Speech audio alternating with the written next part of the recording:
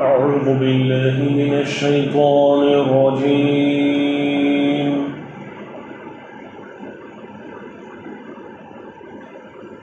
بسم الله الرحمن الرحيم.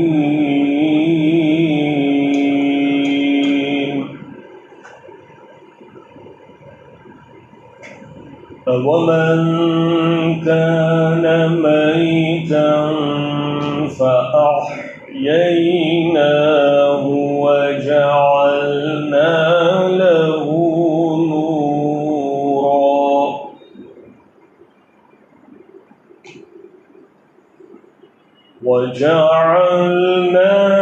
لَهُ نُورًا يَمْشِي بِهِ فِي النَّاسِ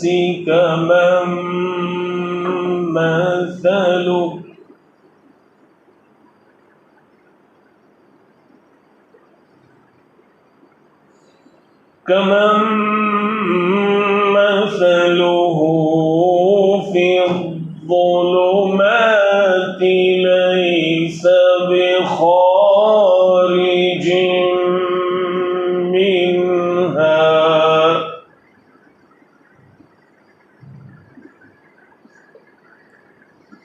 كذلك زين للكافرين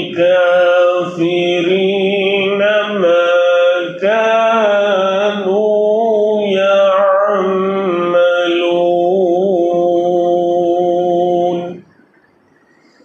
صدق الله العظيم.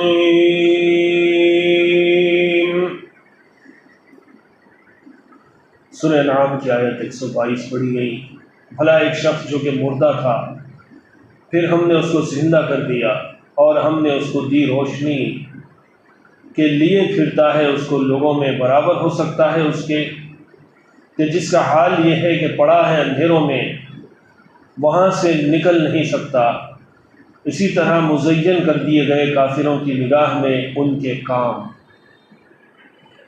ایسا شخص جو کہ مردہ یعنی گمراہ تھا، پھر ہم نے اس کو زندہ یعنی مسلمان بنا دیا اور ہم نے اس کو ایک ایسا نور یعنی ایمان دے دیا کہ وہ اس کو لیے ہوئے آدمیوں میں چلتا پھرتا ہے، یعنی ہر وقت وہ اس کے ساتھ رہتا ہے، جس سے وہ سب مضرتوں سے مثلا گمراہی وغیرہ سے محفوظ اور مامون اور بے فکر پھرتا ہے.